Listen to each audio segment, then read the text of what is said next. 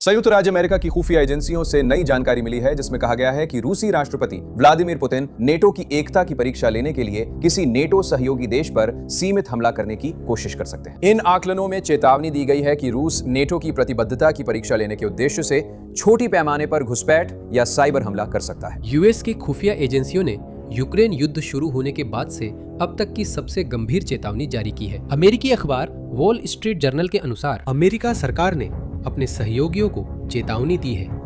रूस नाटो के किसी देश पर हमला कर सकता है और ये कुछ साल बाद नहीं बल्कि अगले कुछ महीनों में ही हो सकता है। और देखिए, ये बात दिलचस्प है, इस साल की शुरुआत तक अमेरिकियों का इस बारे में आकलन बिल्कुल उल्टा था। उनके लिए पुतिन कभी भी यूक्रेन में फंसे रहते हुए गठबंधन पर हमला नहीं करेंगे। लेकिन ये आकलन बदल गया है और ये यूं ही नहीं बदला।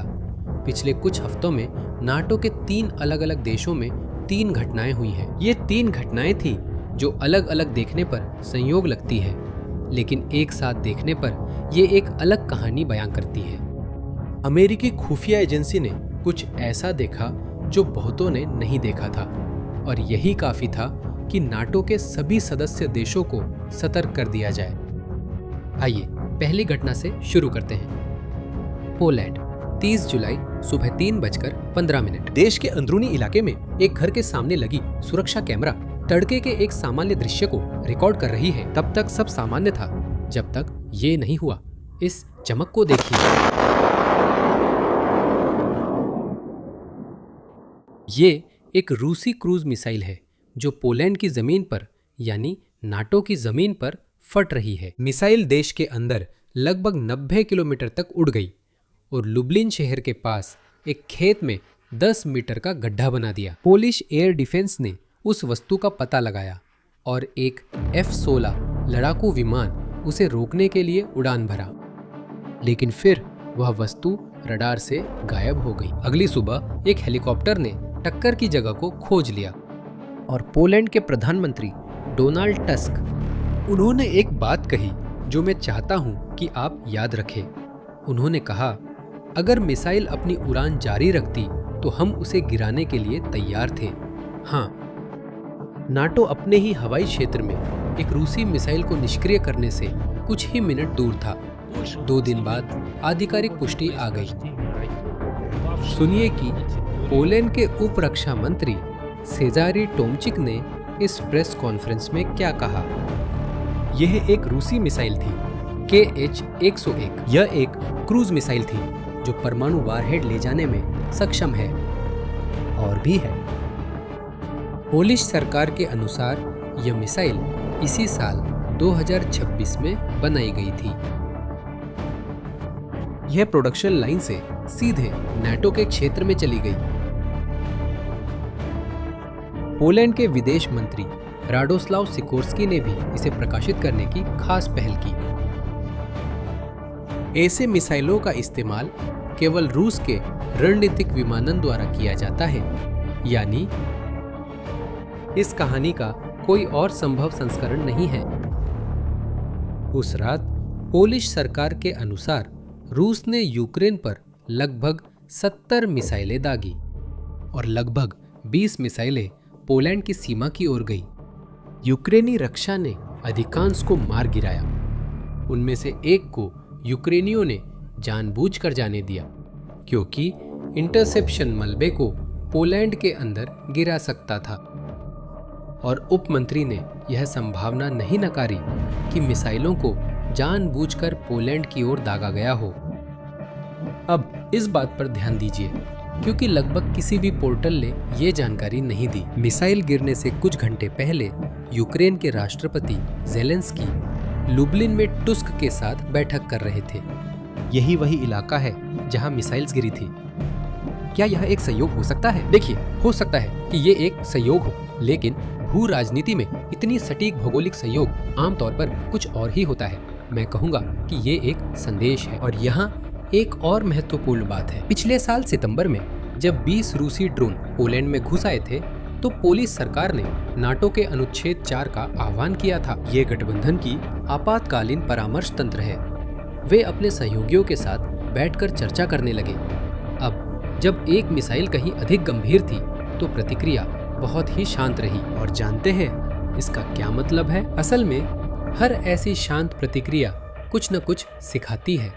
और अगर आपको लगता है कि पोलैंड एक अलग मामला था, तो रोमानिया का मामला देखिए, जिसे हमने हाल ही में एक और वीडियो में कवर किया था। उन्हें लगातार 3 दिन तक लड़ाकू विमान उड़ाने पड़े और लक्ष्यों को गिराने की अनुमति भी थी। और ये हमें दूसरे घटना की ओर ले जाता है। पोलैंड की घटना से पहले मई के अंत में एक विस्फोटकों से भरा रूसी ड्रोन सीमा पार कर गया और रोमानिया के पूर्वी शहर गालात्सी में 10 मंजिला रिहायशी इमारत की छत से टकरा गया। देखिए ये तस्वीर जो एक निवासी ने पड़ोसी इमारत की खिड़की से फिल्माई थी। यह चमक एक अपार्टमेंट में लगी आग है जो नाटो देश के अंदर है।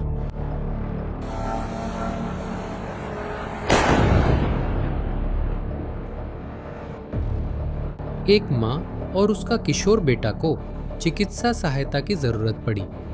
ये पूरे युद्ध में पहली बार था जब गठबंधन देश के आवासीय क्षेत्र में एक ड्रोन ने हमला किया। रोमानियाई रक्षा मंत्री ने ड्रोन की पहचान की। एक गेरांडो, ईरानी शाहिद का रूसी संस्करण।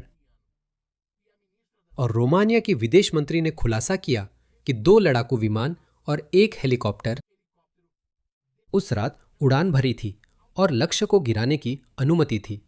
रोमानियाई पक्ष की प्रतिक्रिया कड़ी थी। देश के राष्ट्रपति ने रूसी कौंसल को निष्कासित कर दिया और कॉन्स्टांसा शहर में रूस के वाणिज्य दूतावास को बंद करने का आदेश दिया। यूरोपीय आयोग की अध्यक्ष उर्सुला वॉन डेर लेयन ने कहा कि रूस ने एक और सीमा पार कर ली है। एक हफ्ते बाद युद्ध में इस्तेमाल होने वाले प्रकार के एक समुद्री ड्रोन ने ठीक कॉन्स्टांसा बंदरगाह पर खुद को उड़ा लिया, एक तेल टर्मिनल के पास। और जुलाई के अंत में रोमानिया ने 3 दिनों में 3 ड्रोन मार गिराए, जिनमें से कम 1 की पुष्टि रूसी शाहिद के रूप में हुई। उसके बाद रूस के राजदूत को स्पष्टीकरण देने के लिए तलब किया गया। इन घटनाओं की खबर पोर्टलों पर आई, लेकिन किसी ने ये नहीं बताया कि ये रूस के लिए इतना महत्वपूर्ण क्यों है।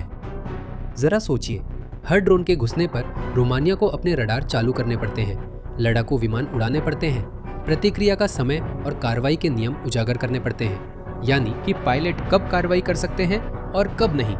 ये मुफ्त की जासूसी है और इसमें आर्थिक खर्चा भी शामिल है। ऐसा एक ड्रोन दसियों हजार डॉलर में आता है। उसे गिराने वाला मिसाइल 1 मिलियन से भी ज्यादा का हो सकता है। हर इंटरसेप्शन पर गठबंधन कबार को खत्म करने के लिए एक बड़ी रकम खर्च करता है। रूस यह हिसाब लगा रहा है और यह जांच रहा है कि धैर्य और भंडार कितने समय तक टिकते हैं। अब सीमा पर ड्रोन के साथ कई लोग कह सकते हैं कि ये तो बस पड़ोसी युद्ध की छींटें हैं, लेकिन फिर आप एक सैन्य विस्फोटक वाले ड्रोन को जर्मनी के एक हवाई अड्डे के अंदर मोर्चे से 1000 किलोमीटर से भी ज्यादा दूर कैसे समझाएंगे। और फिर हम तीसरी घटना पर पहुंचते हैं। 5 अगस्त, जर्मनी के लाइप्जिग शहर का हवाई अड्डा। एक संशोधित ड्रोन जिसमें विस्फोटक और डेटोनेटर लदा हुआ था, रनवे पर पाया गया, एक यूक्रेनी मालवाहक विमान के बगल में। मीडिया के अनुसार संभावित लक्ष्य ठीक यही विमान था जो गोला बारूद ले जा रहा था। एक दूसरा ड्रोन भी DHL के विमान से टकरा गया। विस्फोटक को नियंत्रित विस्फोट में निष्क्रिय कर दिया गया। और ये जगह कोई आम हवाई अड्डा नहीं है। लाइप्जिग 2022 से यूक्रेनी एयरलाइन एंटोनोव का घर है और यहाँ नेटो का रणनीतिक परिवहन अभियान भी संचालित होता है, जो लगभग हर दिन पूर्वी फ्लैंक यानी रूस और यूक्रेन के साथ गठबंधन की सीमा की आपूर्ति करता है। 2024 में आग लगाने वाला पैकेट पहले ही वहां के एक लॉजिस्टिक सेंटर में आग पकड़ चुका था, जिसे पश्चिमी अधिकारियों ने रूसी एजेंटों से जोड़ा था। अब सुनिए कि जर्मनी के गृह मंत्री अलेक्जेंडर डोब्रिंट ने खुद हवाई अड्डे पर प्रेस कॉन्फ्रेंस में क्या कहा। वह किसी पर आरोप नहीं लगाते, वह शांति बनाए रखने की अपील करते हैं। वह कहते हैं कि अटकलें गलत हो सकती है। वह उस वाक्य के साथ समाप्त करते हैं जो सब कुछ संक्षेप में कहता है और सब कुछ का सार है। यह हाइब्रिड खतरे के सिद्धांत का हिस्सा है। हाइब्रिड जिसमें हमेशा यह स्पष्ट नहीं होता कि वह चीज कहां से आ रही है। यही वह ग्रे जोन है जिसमें इस तरह के ऑपरेशन को इसी में काम करने के लिए बनाया गया है। लेकिन वॉल स्ट्रीट जर्नल के अनुसार अमेरिकी अधिकारियों ने जर्मनों की सारी सतर्कता से भी आगे बढ़कर काम किया। उन्होंने कहा कि यह सेमटेक्स विस्फोटक था सैन्य उपयोग के लिए और इस ऑपरेशन को रूसी खुफिया तंत्र से जोड़ा गया। और जानते हैं जर्मनी में रूस के दूतावास ने कैसे जवाब दिया? उन्होंने इसे रूस विरोधी हिस्टीरिया की एक नई लहर कहा। और ये उसी दिन कहा गया जब ड्रोन ने एक जर्मन सैन्य अड्डे के ऊपर उड़ान भरी जहां पैट्रियट सिस्टम के रखरखाव में लगे कर्मचारी काम करते हैं। अब एक और मामला हुआ है जिसमें बहुत से लोग रूसियों पर उंगली उठा रहे हैं।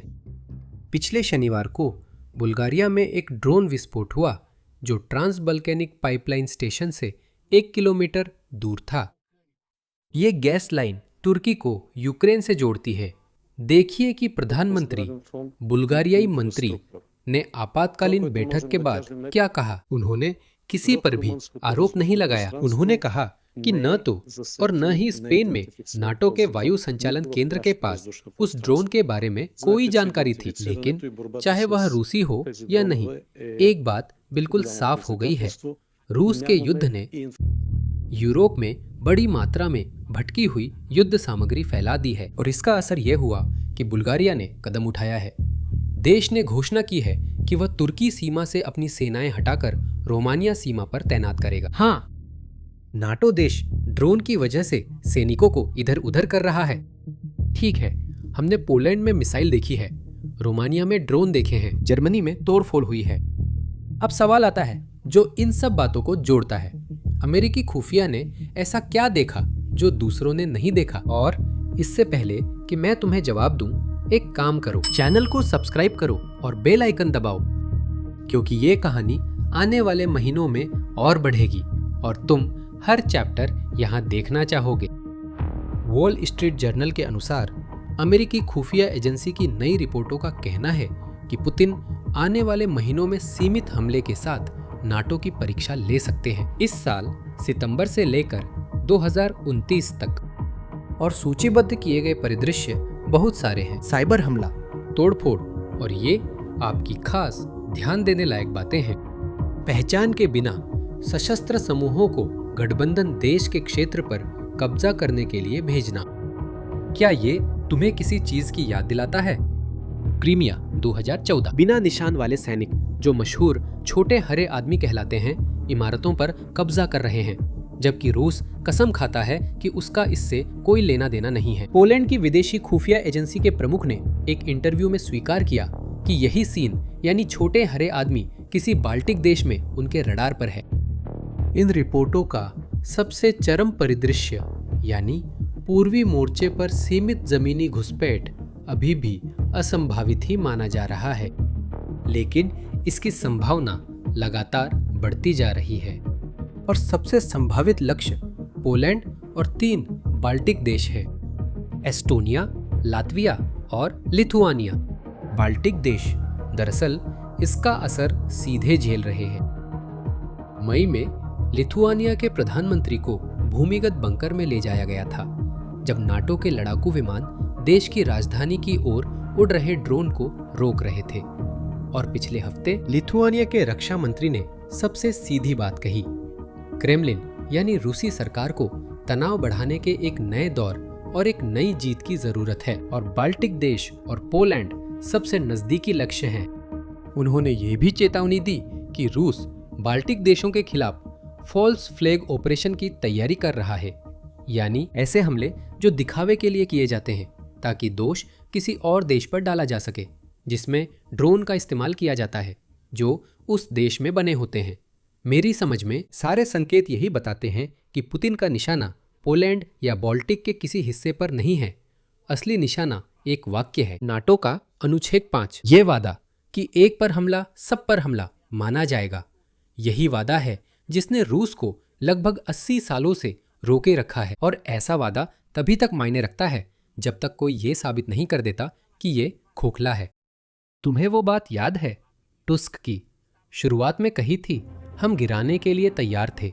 ठीक उसी पल का जब पता चलता है और जब कार्रवाई होती है, पुतिन उसी पल को माप रहा है। हर मिसाइल जो गिरती है और जिस पर विरोध दर्ज होता है, हर ड्रोन जो बिना किसी कीमत के आता जाता है, ये सब उसके हिसाब किताब में एक और आंकड़ा जोड़ते हैं। यूक्रेन में जीत हासिल किए बिना और अपने देश में दबाव में रहते हुए नाटो के खिलाफ ऐसी सस्ती आजमाइश पुतिन को वह दिला सकते हैं जो अब तक युद्ध के मैदान ने नहीं दिया।